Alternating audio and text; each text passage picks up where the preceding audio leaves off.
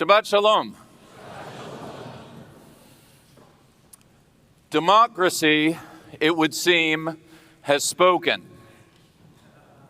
On January 1st, 2026, Zohran Mamdani will become the 111th mayor of New York City. While the electoral outcome is not that which I had hoped for, I wish Mayor-elect Mamdani and his administration every success in leading this city we love. As the prophet Jeremiah instructed the Jews of his time, Dirshu et shlom ha'ir, ki bi shloma yiyeh lachem shalom. Seek the peace of the city, for in its peace you will find your peace. Voting, not unlike prayer, is a sacred duty to be exercised regardless of whether it yields the desired outcome. And I'm encouraged by how many rallied to action and made their voices heard. Our community will, as it would any mayor, work with the Mamdani administration on matters of shared concern and common cause.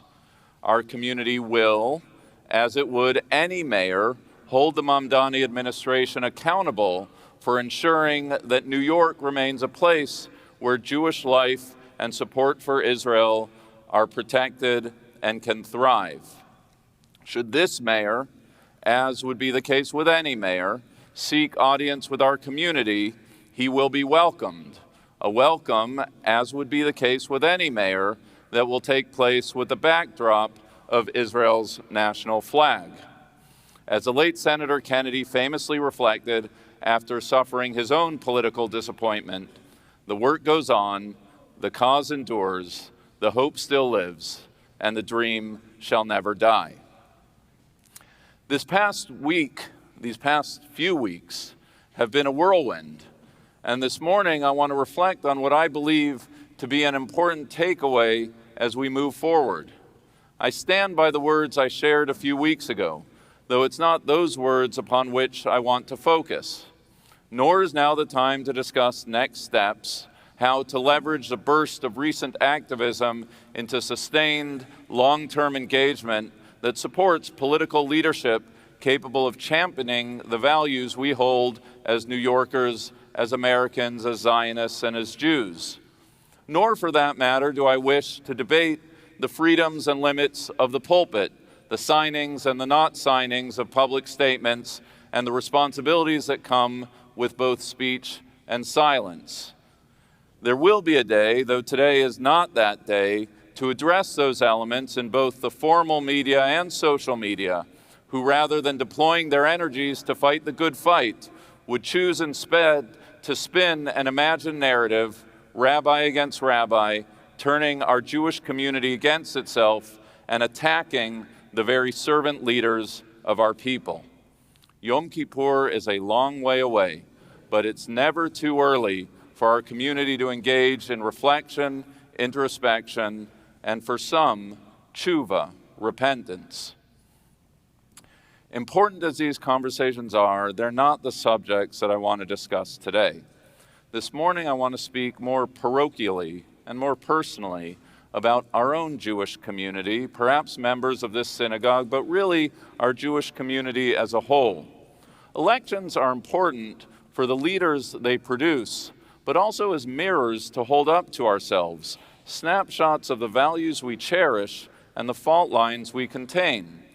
To use but two recent examples, in 2016, when so many woke up the morning after the election bewildered, not just by the results, but by the realization that there was a hillbilly elegy America that they did not know.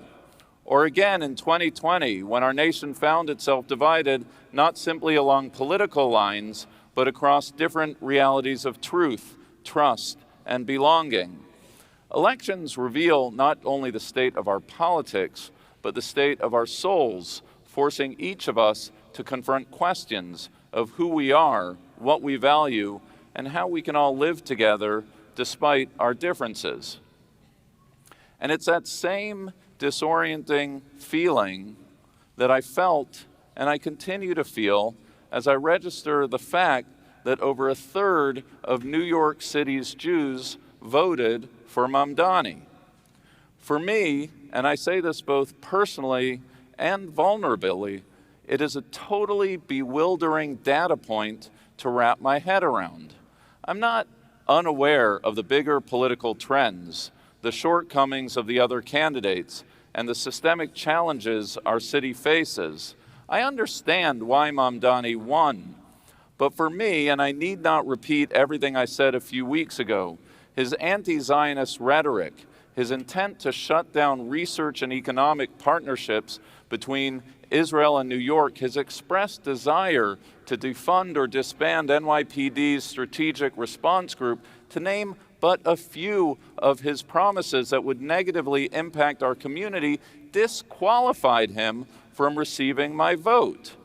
Every day, the safety and well-being of the Jewish people here in New York, in Israel, and around the globe are at the forefront of my concern, my North Star of ahavat yisrael, my love of the people and the state of Israel.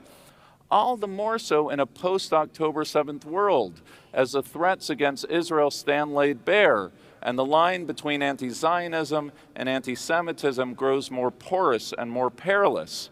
A post-traumatic October 8th Jewry that must stand shoulder to shoulder against those who would do us harm, as the book title goes, for such a time as this. For me, Mamdani's rhetoric is a red flag. To state it in rabbinic terms, in Jewish law, there are some things that are batel b'shishim, rendered harmless within a larger mixture, and some things that are davar she'eno batel, that spoil the whole pot. In my mind and heart, Mamdani's Zionism is of the latter, not former category, and it's not a close call. And yet, it would seem what is so self-evident to me is not so self-evident to a sizable percentage of my kinsmen and women. Not an America that I hardly knew, but a segment of the Jewish community, it would seem, that I hardly know. Jews who live in our city, who are members of our collective community, even our own synagogue, who don't feel the same way as I do. Thoughtful, caring, introspective Jews, Jews wise enough to interrogate their own views, Jews who most importantly fall into that sacred subset of humanity called mishpacha, family, who disagree with some or all of what I believe in. Mayors come and go. I haven't the foggiest idea as to whether making buses safe and free is a good idea or a bad idea, never mind knowing if it's a plan capable of being implemented. All I do know is that I live and breathe the Jewish people, and this election has brought a fault line within our people into full relief. This, as I am wont to say, is the thing beneath the thing that we must name, the thing we must talk about and contend with, the conversation which we, as a New York and national Jewish community, must have. The rabbis of old have long understood that members of the same family could participate in the same experience and emerge with two very different realities. It happened in our founding first family in this week's Torah reading, where we read the story of the Akedah, the binding of Isaac. Abraham is called on by God to offer his son Isaac on Mount Moriah. Not just once, but twice, the text describes their journey. Vayelchu shnehem yachtav, the two, Abraham and Isaac, walked together. The rabbis understood the repetition as deeply important, the choice of words signaling not just physical proximity, but shared understanding, purpose, and faith. By all accounts, whatever happened on top of that mountain was a moment both dramatic and traumatic for father and son alike. Yet, as charged with emotion as the ascent up the mountain and the scene atop the mountain, it's a journey down the mountain that's elicited the most commentary from the rabbis. The text explains that Abraham returned to his servants, who then returned to Beersheba. Left unstated is a question of Isaac. Where did he go? What happened to him? Abraham and Isaac may have both returned from the harrowing test on that mountain, but they went their separate ways, and the two would never be the same. So betrayed was Isaac that he never spoke to his father again. By a certain telling, it was the relationship between father and son that was sacrificed at the top of Mount Moriah. The self-same Akedah that marked Abraham, our hero and knight of faith, was the experience that prompted Isaac to go in an altogether different direction. And our story doesn't end there. In a later scene, the text notes that Isaac went on to settle in the region of the Negev, Be'er Lachai Roi, which, as it turns out, is the home of Hagar, the mother of Ishmael, the progenitor of the Arab nation, who together with Ishmael had been marginalized by Abraham years earlier. It's a revealing and heartbreaking turn in the family dynamic. Abraham is a founder of our faith, a man of such magnanimity that our Torah reading begins by describing how, in the heat of the day, he sat at the opening of the tent greeting every stranger, an exemplar of the hospitality to which we should all aspire.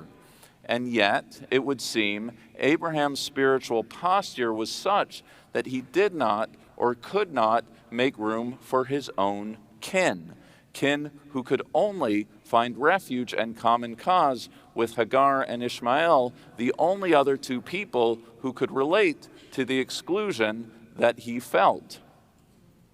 An extraordinarily human turn of events, one that, as I reflect on the 70-30 split within our New York Jewish family today, hits very close to home. The analogy is, of course, imperfect. The Akedah is not October 7th, and the fractures within our community long predate that day.